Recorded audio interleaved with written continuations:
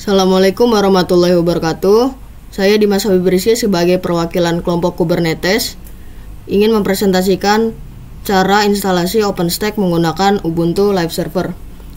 Yang pertama, kita akan membuat virtual machine baru dengan nama kelompok CC dengan tipe Linux dan versi Ubuntu 64 bit. Kita klik next. Nah, di sini kita pilih base memorinya 4 GB 4096. Selanjutnya CPU-nya 4. Kita klik next. Selanjutnya untuk disk size-nya kita menggunakan 30 GB. Kita klik next. Finish. Selanjutnya kita akan ke setting, ke bagian storage. Klik empty, yaitu kita milih disk untuk live server AMD. Selanjutnya di network kita pilih bridge adapter. Selanjutnya klik OK. Selanjutnya kita akan mulai booting dengan klik start.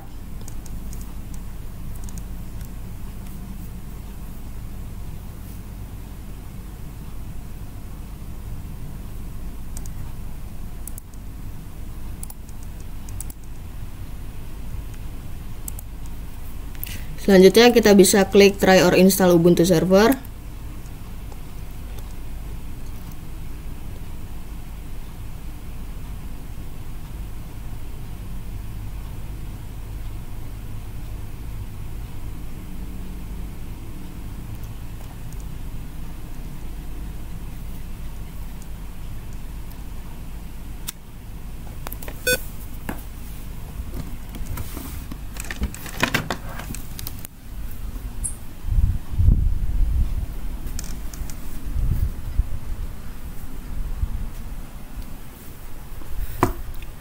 Selanjutnya kita bisa memilih bahasa, yaitu English.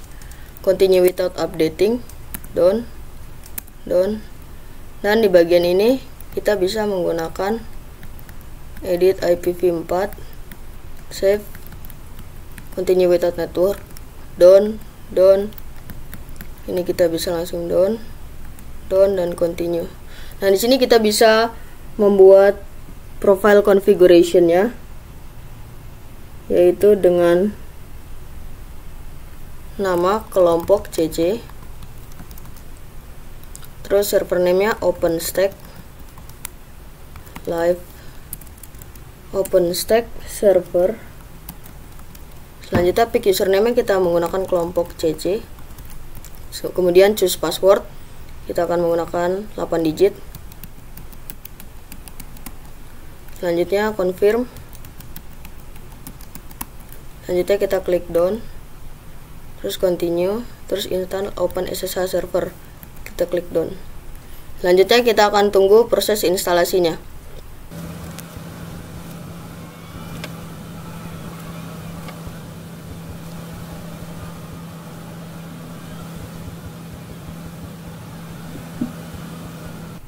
Selanjutnya kita bisa klik reboot now.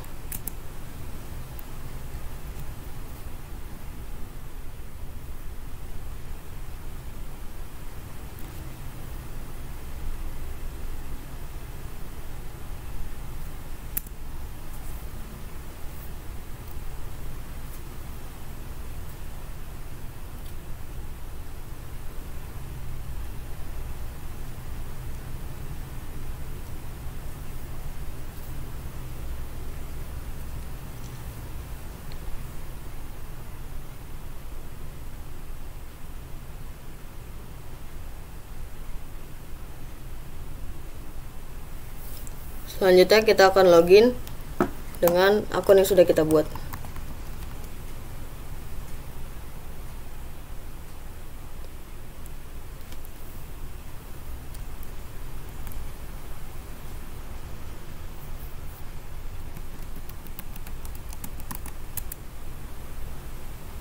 Nah, di sini kita udah masuk ke OpenStack.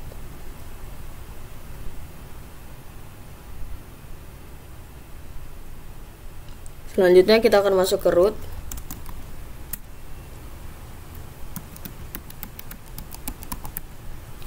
Nah, sudah masuk ke root, kita akan menggunakan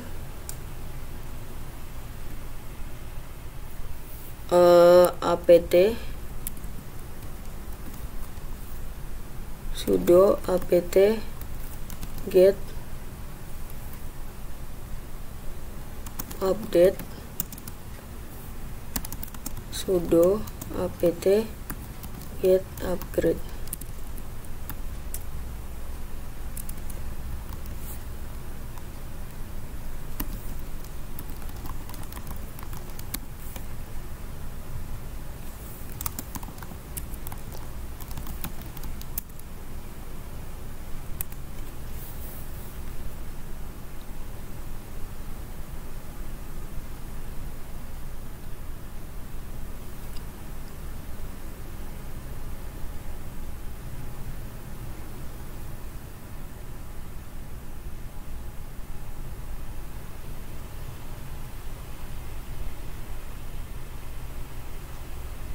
Selanjutnya kita bisa exit dari root.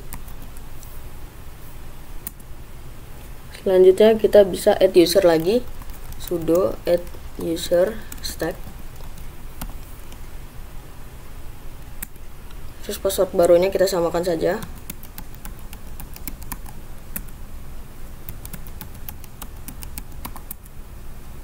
Stack room 200 skip y.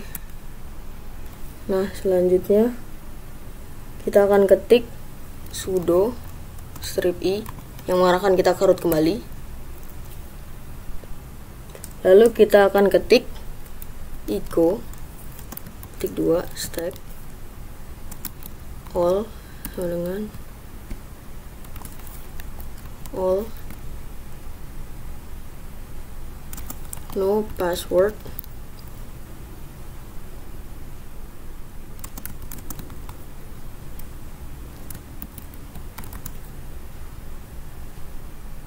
/etc/sudoers.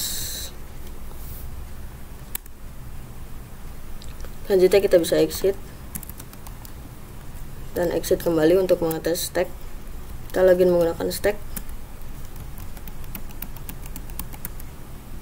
Nah, sudah masuk ke dalam stack. Di sini kita bisa ketik git clone 2 git dot openstack dot org slash openstack strip dev slash devstack. Maka akan melakukan clone. Nah, sekarang kita tunggu clone-nya.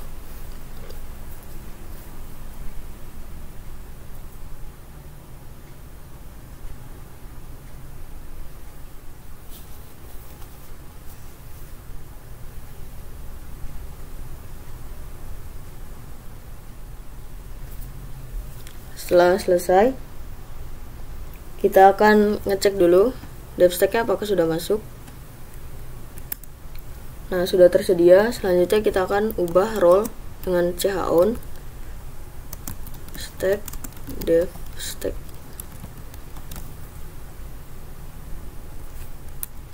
Kita masuk ke dalam dev stack.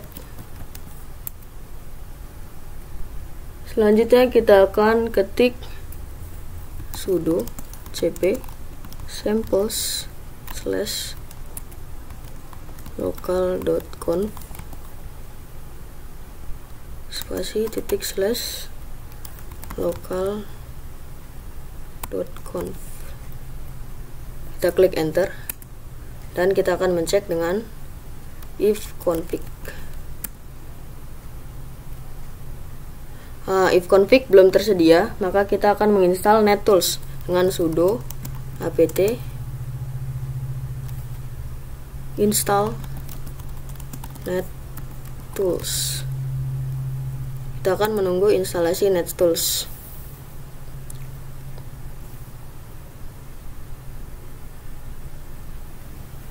Selanjutnya, setelah instalasi NetTools, kita akan cek lagi dengan if config. Nah, kita sudah mendapatkan IP baru di inet 192.168.100.252. Nah, di sini kita bisa melakukan konfigurasi pada sudo nano local.conf.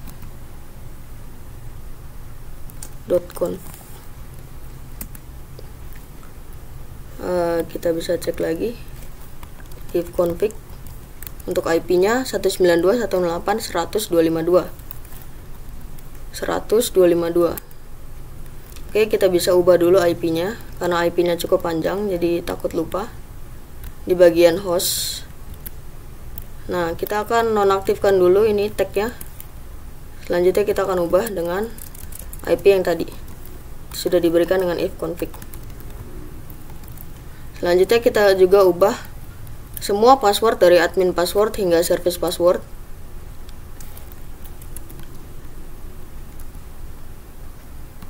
Itu dengan Linux.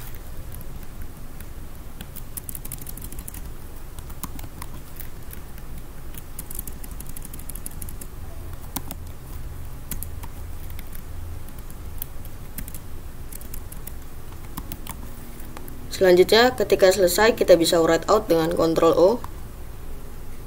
Kita enter dan kita bisa exit. Nah, setelah exit kita bisa cek ulang dengan sudo nano localconf apakah sudah ada perubahan. Ya, sudah berubah, yaitu dengan ubah password Linux dan juga host IP-nya di bagian bawah sudah aktif. Kita bisa keluar lagi dan kita bisa melanjutkan dengan instalasi stack OpenStack dengan kode /stack.sh.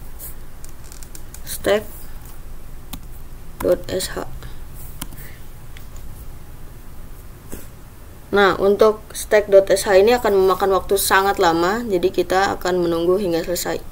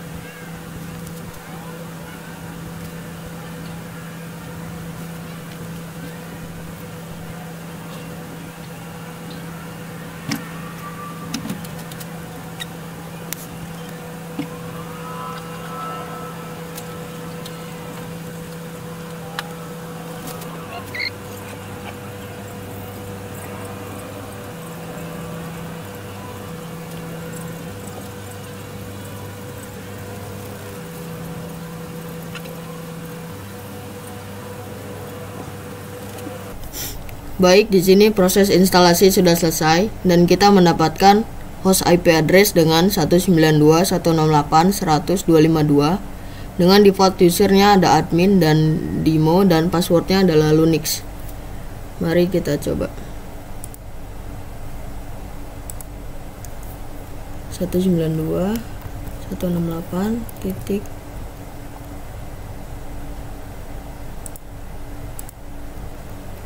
100.252.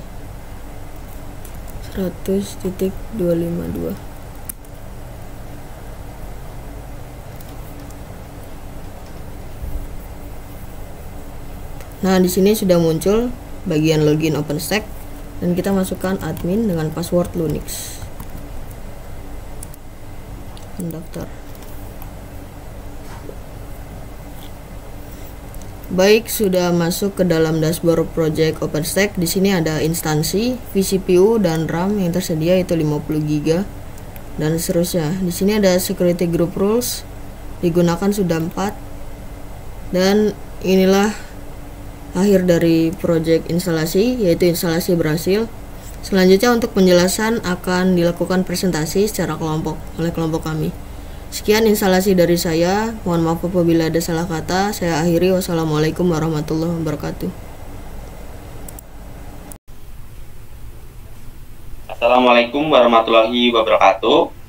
kami dari kelompok Kubernetes akan menjelaskan atau mempresentasikan hasil dari diskusi kami, yaitu terkait tugas OpenStack pada modul Kubernetes pada mata kuliah Cloud Computing. Untuk anggota kelompok terdiri dari saya sendiri, Fernanda Pranata, dan ada Anggi Amelia, Dimas Rizky, dan Muhammad Setiawan Bisono. Penjelasan yang pertama akan dijelaskan oleh Anggi Amelia. Jadi OpenStack Kubernetes. OpenStack adalah platform cloud computing yang dirancang untuk menyediakan layanan infrastruktur cloud, baik publik maupun privat. OpenStack memungkinkan organisasi atau individu untuk membangun dan mengelola lingkungan cloud yang fleksibel dan dapat disesuaikan dengan kebutuhan mereka, baik itu untuk tujuan komersial atau penggunaan internal. Kubernetes merupakan platform open source yang digunakan untuk melakukan manajemen workloads aplikasi yang dikontainerisasi, serta menyediakan konfigurasi dan otomatisasi secara deklaratif. Kubernetes berada di dalam ekosistem yang besar dan berkembang cepat. Service, support, dan perkakas Kubernetes tersedia secara meluas. OpenStack Kubernetes merupakan integrasi antara keduanya yang memungkinkan pengelolaan kontainer dengan Kubernetes di atas infrastruktur cloud yang disediakan oleh OpenStack. Selanjutnya itu ada fungsi Kubernetes. Fungsi Kubernetes yang pertama itu adalah auto deployment. Fungsi dari auto deployment yaitu untuk melakukan pemasangan kontainer Docker secara otomatis sesuai dengan file deployment dan .yml. Yang kedua itu ada storage orchestration yang dapat mengekspos kontainer keluar melalui elemen IP atau DNS. Apabila terdapat traffic besar yang mengakses, Kubernetes akan otomatis melakukan penyeimbangan beban atau load balancing ke beberapa server cluster yang tersedia. Selanjutnya yang ketiga itu ada storage orchestration. Kubernetes dapat melakukan mounting pada disk yang tersedia di cloud seperti AWS maupun GCP Cloud. Yang keempat itu ada self-healing. Apabila terdapat kontainer yang gagal, Kubernetes akan otomatis merestart dan melakukan build ulang pada kontainer hingga kontainer Docker dapat difungsikan kembali untuk menerima request. Selanjutnya yang kelima itu ada secret management. Kubernetes dapat digunakan untuk menyimpan data sensitif seperti SSH key, konfigurasi server, dan kredensial login. Data penting dapat diperbaharui dengan mudah tanpa harus kita lakukan reboot pada kontainer yang ada. Yang terakhir itu ada auto rollout dan rollback. Deployment Kubernetes menggunakan file YAML. Kita dapat mengatur apa yang akan dilakukan deploy dan dapat di rollback menggunakan file YAML sebelumnya. Selanjutnya akan dijelaskan oleh teman saya. Berikutnya ada manfaat Kubernetes. Kubernetes memiliki beberapa manfaat utama dalam pengelolaan kontainer. Yang pertama adalah stabilitas. Kubernetes memungkinkan penambahan atau pengurangan jumlah replika aplikasi secara otomatis sesuai kebutuhan tanpa downtime. Berikutnya ada ketersediaan tinggi. Kubernetes menjaga aplikasi tetap berjalan meskipun ada node yang gagal, dengan otomatis menjalankan ulang kontainer pada node lain. Yang ketiga ada stabilitas horizontal. Kubernetes memudahkan penambahan node untuk meningkatkan kapasitas aplikasi. Yang keempat, otomatisasi. Kubernetes menyediakan otomatisasi dalam deployment dan pemeliharaan kontainer. Dan yang terakhir adalah pemantauan dan logging. Kubernetes menyediakan alat untuk memantau kesehatan aplikasi dan mengintegrasikan dengan tools monitoring seperti Prometheus dan Grafana.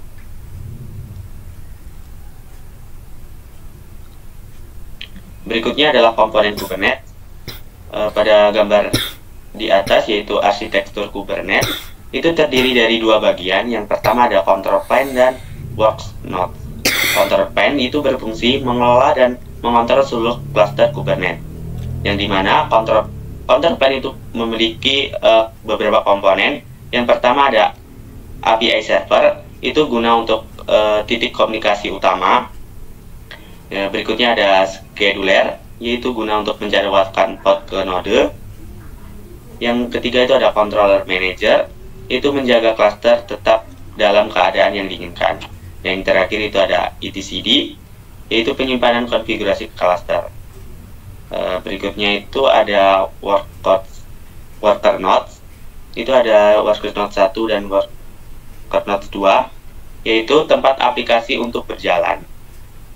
Jadi setiap node untuk menjalankan Docker untuk kontainer itu dinamakan Docker. Berikutnya ada kubelet, itu untuk memastikan kontainer berjalan sesuai spesifikasi. Dan yang terakhir ada kubeproxy, itu untuk mengolah jaringan antar pod.